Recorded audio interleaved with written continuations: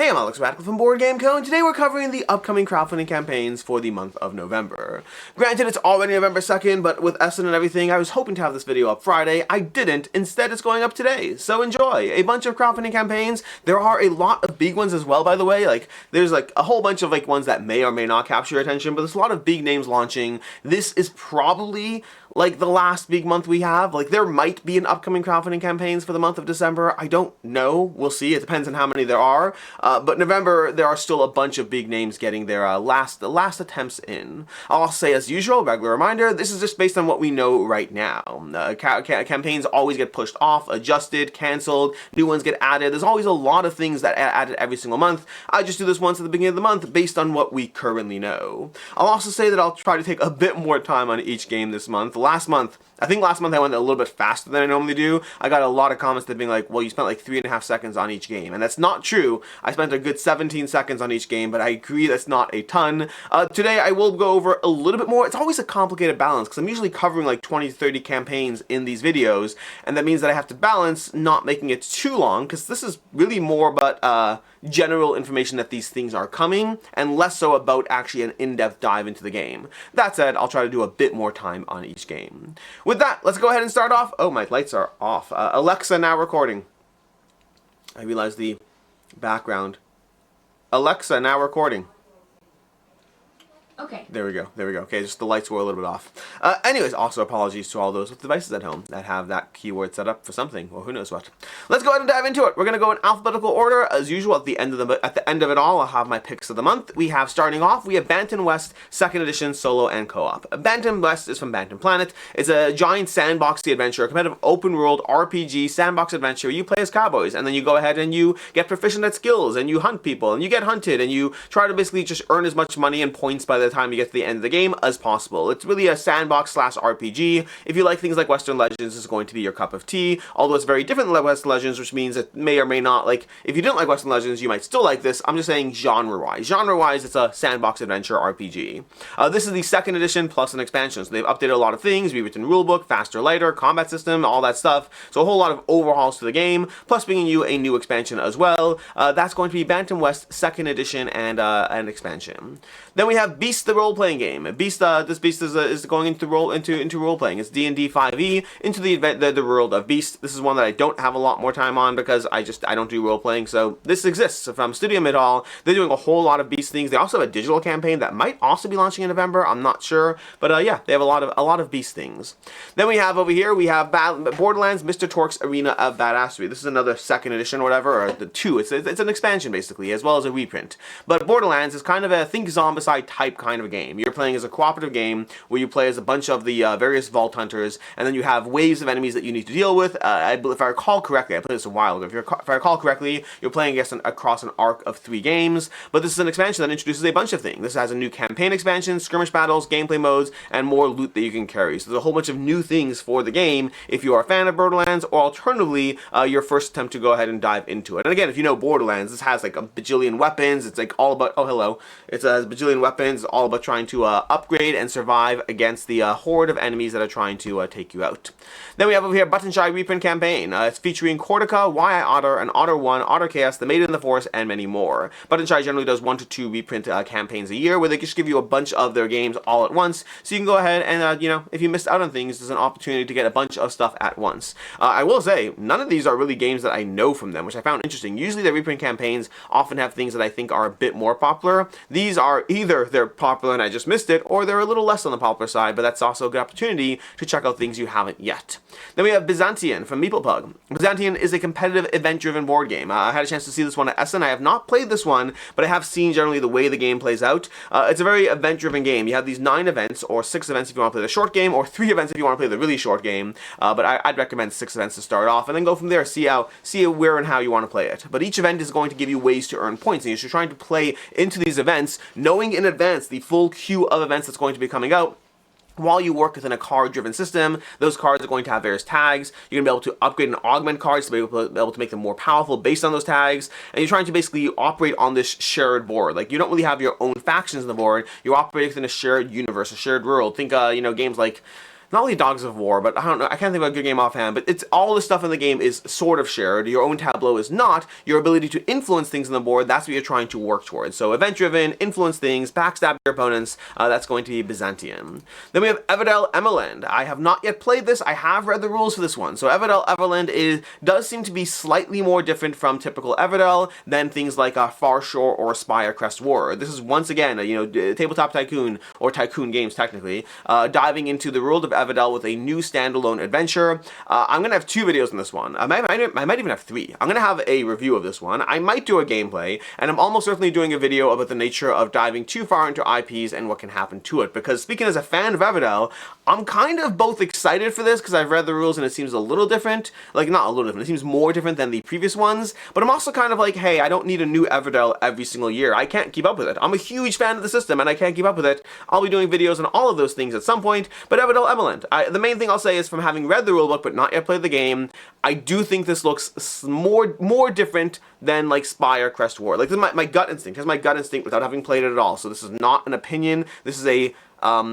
hypothetical projection or whatnot. I believe I'm currently leaning towards keeping Everdell base, obviously, Everdell Farshore, and then maybe not keeping Spire Crest and instead keeping Emerland, okay? And there's a whole, I'll get into all that stuff later, but that's just kind of gut instinct on, I just don't need so many Everdells. I think 3 Everdells. This is the rule I had with Zombicide that I love. There's like 3 Zombicides. It's the maximum I can have. More than that is just crazy, and I feel the same way about Everdell. But it's Everdell. It's more Everdell, just with like, there's new things. It's like, honestly, it's like the Lost Ruins of Everdell. That's what it is. It feels like it's kind of leaning into a little bit of Lost Ruins of Arnak vibes, but also in some mechanics, like there's a kind of a research track situation going on.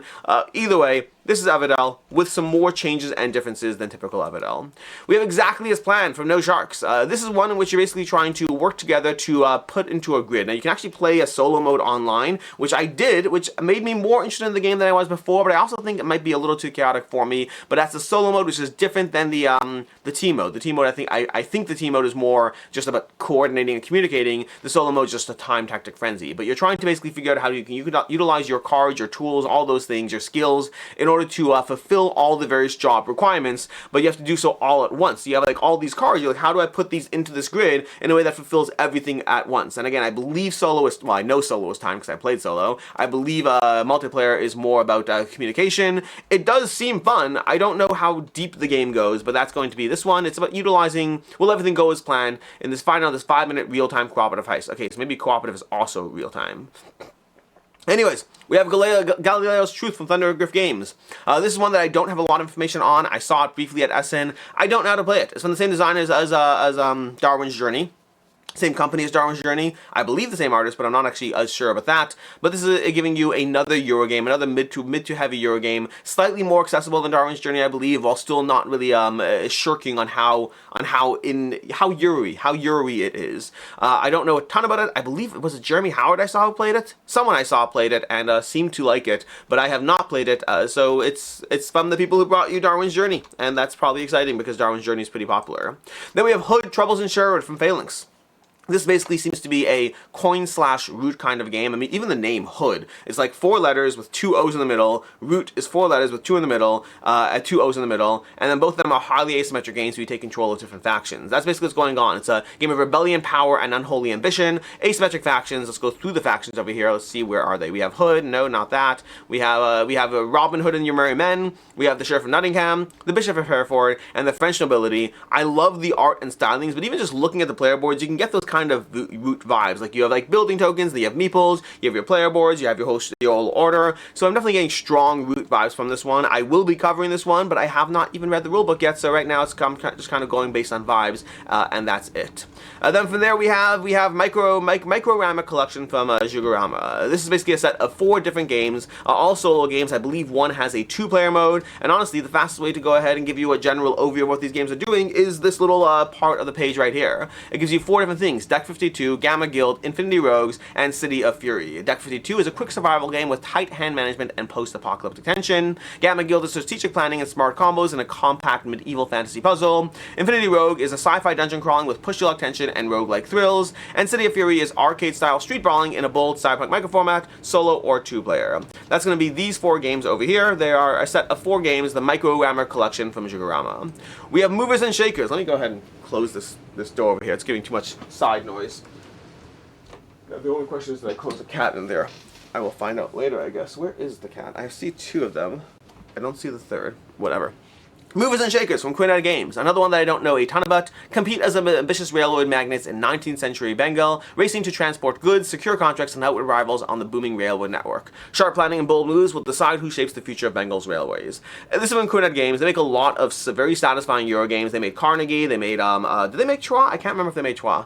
Troyes was the designer of Xavier Georges. I don't know if they made Troyes. They made Carnegie. They made Carson City, which is incredible. They made a bunch of very solid Euro games. Movers and Shakers looks beautiful. I love the vibrancy of the art, the box, and the various components. And it's from the same designers as, let me find them over here, Nippon, Panamax, and Asian Tigers. These designers over here, they've done those games with the solo mode by Pedro Andre Oliveira Correa. I hope I said that somewhat right.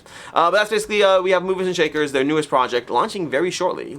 We have Ra the Dice Game and Rheinlander, two Reino Knizia classics, as well as it looks like they're adding another one, the 6 of 7. The 6 of 7? Oh my gosh, really? No, the 6 of 8. Okay, it's the 6 of 8. The 6 of 7 would be a fun name for a game right now. Ra the Dice Game. Ra the Dice Game is basically a roll and write version. It's a Yahtzee style rolling version of Ra. Instead of having an auction mechanic, you're rolling dice. Past that, it kind of builds on the same general mechanics of Ra. I played it a long time ago. I think I did. Or did I play Priests of Ra? I know I've played Ra offshoots. I may or may not have played Ra the Dice Game. If I did play it, I liked it. If it was Priests of Ra, I liked that. If it was both, then maybe I liked both. I don't remember. Rheinlander is a bit more of an abstract game. Abstract semi-area control, but more of an abstract strategy. And this is coming to you with a reprint. And Ra the Dice Game is obviously, you know, reprint as well. And then we have the 6 of 8, which I thought for a second was the 6 of 7, which is not a game you should buy. That's going to be coming from 25th Century Games, launching shortly. Then we have Restless. Restless is an open-world fantasy adventure game with up to you and up to 3 other players adventure into, well, an open world. That's what it is. I mean, there's an open world. You and up to 3 players lose yourself in the vast open world, brimming with dangers, treasures, and excitement. Art looks good. General concept sounds good, but like, I mean, open world giant adventures need a whole lot. I need a whole lot more to buy into this. Until then, I like the art style, that very watercolor style. Beautiful, very beautiful. So it looks great. Now you have to actually see if the game is good, which is a whole different conversation. River Market, a creature comforts game for the designers and publishers of Creature Comforts, as well as Maple Valley comes River Market. Well, actually, did Roberto Taylor do Maple Valley too? Now I'm not quite as sure. It's part of that line, but I'm not certain. Either way, Creature Comforts from KTBG, as well as Maple Valley, are slightly... They're like kind of worker placement-ish for kids, like accessible worker placement games that give you a little bit to think about. River Market is a bit more accessible while being in that same universe. You're kind of moving around like kind of a system of buildings, trying to activate them more efficiently than others. Fast-paced, standalone in the game. So like, I mean, there's not a lot on this page over here, but it's a faster version, not faster, it's a more accessible version, a more accessible game within that universe. Then we have Slay the Spire Downfall. Slay the Spire is coming back with a reprint as well as Downfall. Downfall, if you don't know, is the fan expansion from Slay the Spire that gives you a new character, as well as a campaign that gives you new characters you can unlock along the way. I believe, I actually haven't played Downfall. For all that I've played Slay the Spire, I have not played Downfall, but I did download it yesterday because I was like, you know what, I should fix that. I've played Slay the Spire so much that I don't know why I haven't played Downfall, but I haven't. But Slay the Spire Downfall is coming now to crowdfunding. They're coming to you with this, what was a fan-made expansion is now coming to an expansion to the board game, bringing you, I believe they said 4 new characters, if I recall correctly. I don't know what else is being added to it, but more content for Slay the Spire. 19,000 people are currently excited about that, and we'll see how many more by the time it launches. Then we have Snowdonia Grand Tour Plus Special Edition from Naylor Games. This is a reprint and deluxification of Snowdonia, as well as an expansion, the Grand Tour expansion. Snowdonia was a worker placement game. This is, which I don't know a ton about the game, but it's a worker placement game. This one gives you, the ultimate expansion to Tony Bodell's iconic Snowdonia, new scenarios, as well as a campaign board and map board. And then the special edition giving you a new look, new scenarios, some new content for the game in general, a free gift if you follow the campaign, all of that stuff. This is Snowdonia coming back to your table with a, what to me at least, a nicer version of the game. Then we have Song of Silveranth from Red Raven Games. It's launching tomorrow. Tomorrow. Well, is it tomorrow? Yeah, I guess it's tomorrow. Song of Silveranth from Red Raven Games. This is basically you in another massive open world game in the vein of Sleeping Gods from Red Raven, from Lion Locket. So you're going to be searching for money on wild adventures to free your fathers from debtor's prison from the designer of Sleeping Gods. You can check out content on the game already. Overall, definitely looks like it's leaning into what Sleeping Gods did well, while being very different in both the theme as well as the stylings of how it operates. Like you can see this, like, you know, more in-depth map boards, like these dungeon boards. So it's like kind of blends the open world as well as a bit of more of a dungeon crawl experience. So it shifts up on the type of game, shifts up on the style, but like it's kind of think you know, Zombicide to Massive Darkness. It's that kind of situation. Different games, but definitely the same stylings to it and same approach to it. If you like Sleeping Gods, you should definitely have this on your radar.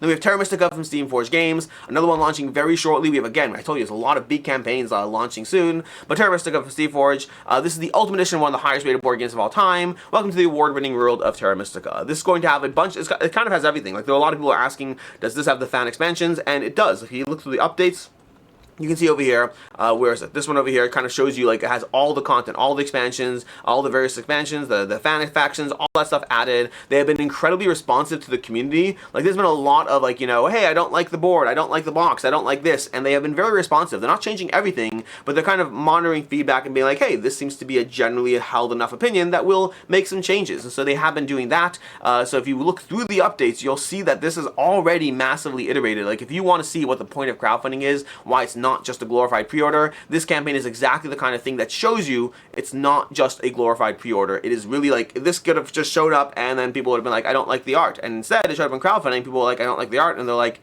we gotcha, Boo. So this is what crowdfunding is supposed to do. And I will say from Steamforged in general, they work with a lot of IPs, which has meant that a lot of times they can't change things quite so quickly on the fly because of the nature of working with an actual IP. This, on the other hand, they've been able to do much faster. So kudos to them for that. Then we have Terraforming Mars, The Legacy of Mars. There's been a lot of uproar about this game from Stronghold Games. I think this is launching in November. I'm not certain if it's launching in November. I will say a lot of these things, some of them are sure are launching in November. Others I just went with what seems to be the current buzz.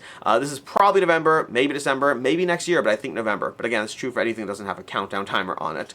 But Terraforming Mars, The Legacy of Mars from Stronghold Games. I already talked about this briefly in my week in review. There's been a lot of pushback on the fact that this is basically not a legacy game that sounds like it's a legacy game. Instead, it's a campaign game across 7 games, broken up into 2 parts. There's missions 1 through 4 in this campaign, and the next year they come back with another campaign where you can get missions 5 through 7, which to me, as a huge fan of Terraforming Mars, does bother me. Like, I maybe I'll do a video on this at some point. I don't know. I might wait till the campaign launches and see when we have more information. But right now, I am definitely getting this because I love Terraforming Mars. And also, I will say, I was at Essen and I talked to somebody who had played the game, talked to 2 people who had played through the games, and they said, like, the last game was, like, was easily the best game of Terraforming Mars they had ever played. Like, they had nothing but good things to say about this campaign. Granted, whatever they played, things change, things get adjusted, so you never really know what's the final version, but they were very, very impressed with Terraforming Mars, Legacy of Mars. That helps me feel more confident in the end result, but I still have concerns about why they're splitting it up. You know, is there enough gameplay in it? Are you supposed to play 1 through 4 and then wait a year? Or are you playing 1 through 4 and then crowning a winner and then playing it again and again until eventually you get 5 through 7 and you can finally play a full arc? Like, they say you can do that, but like, is that satisfying? You can do that versus it's satisfying are 2 different things. So I have a lot of questions. I am definitely interested in this, as a lot of people will be, but interested versus not having issues with the structure, those are 2 different conversations. We have the mix from Guillaume. Are you ready to become the best mixologist? As a young recruit at the Foxtrot Bar, you must create delicious cocktails to satisfy your customers, get your shakers ready, and show off your mixology skills. The mix is a cocktail-based theme strategy board game. This basically, it's exactly what it sounds like. It's a semi-worker placement-ish game where you're basically utilizing your workers over there to create cocktails. You're gathering various cards, these moves and whatnot, getting stronger and better at it. But if you like games like Distilled, if you like that, this is different than that. Very different overall, but it's leaning into that kind of like taking a practice. I don't know how to describe it. If you like Distilled, this is going to lean into that kind of vibe, but the mechanics are very different of it. We have Vampire Lords from a couple of games launching very shortly. This is going to have you taking control of vampires in an area control deck building game. You are basically area control deck building. You're basically going to be building your deck slowly. You start off with a pre-constructed deck and a Vampire Lord who kind of customizes your deck, and then you're going to be utilizing your turns. You're going to be playing cards for either their default ability icons or alternatively for the text on those cards, or alternatively using them in battle, all to ultimately try to gain control of various regions on the map, because you can either have the most control at the end of 4 rounds, or alternatively achieve control fast enough earlier on in the game, but basically you're trying to go through 4 rounds of building your deck, moving your forces across the map, utilizing your Vampire Lords in your favor, and trying to outmaneuver your opponents. And then from there, we have one more campaign. We have X-ODUS Rise of the Corruption 2nd Edition from Board Game Inc. This is a fully revised 2nd edition of the previous X-ODUS, which is basically a 4X, it was designed to be a fast-paced 4X game, like giving you a 2 to 3 hour game as opposed to, like, you know, an 8-hour Twilight Imperium, and this is bringing you a second edition of the game. So if you liked the game, this gives you a new version of it. Oh, by the way, I will say, I don't know if this is true for all, which made me remember, Bantam West is offering, like, I think previous backers get the game for like half price if I recall correctly. Get Bantam West second edition for 50% off, which is pretty cool. That's reminding me of that because we're dealing with a few like reprint stuff. But X-ODUS, Rise of Corruption over here. Not to put pressure on X-ODUS, just made me remember.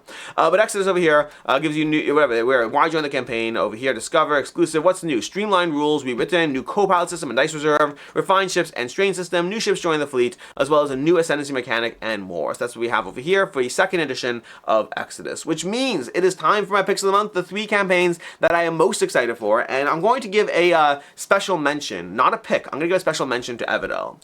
On the one hand, having read the rules, I do think this might be one of the Everdells that I keep. On the other hand, I'm slightly fatigued by putting out Everdell every single year, and so I'm both excited and not excited at the same time. We'll talk more about it when we play it, but it gets a special mention. Coming in at number 3, we have Byzantion. Byzantion over here from Maple Pug. I have not played it, but from looking at it, it does seem like the kind of game that I very much enjoy. Like the idea of being able to plan out 9 turns in a row, and then slowly augment cards. Like I love card-driven games, and all the abilities, and trying to find the combination of abilities. Like I love games that do that. This makes me think a little bit of, oh my gosh, what's it called?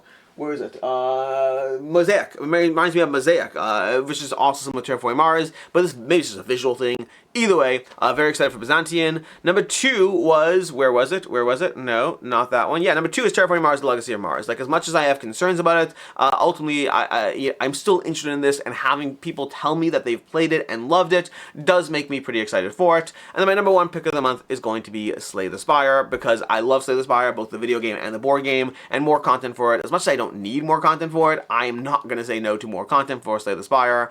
Fantastic game. Again, one of the big questions around this game has always been, do you need this? Why would you spend hundreds of dollars on a game that you can just buy the digital version for $15 and not deal with all of it? And the answer is, it depends. I still play the digital game significantly more than the physical game, even though the physical game costs more, but I'm happy I have it. It's one of those games that when you get it out, when you table it, like sometimes you just want a, offline experience. Sometimes you don't want to pull out your computer or Steam Deck, whatever it is, and play a video game. Sometimes you just want to play, or playing with others. If you want to play cooperatively, Slay the Spire, this is definitely the way to do so. And that is basically it. Those are the upcoming crowdfunding campaigns for the month of November. Until next time, I'm Alex Radcliffe from Board Game Co. Hope you enjoyed this video, and as always, I hope you have a good one.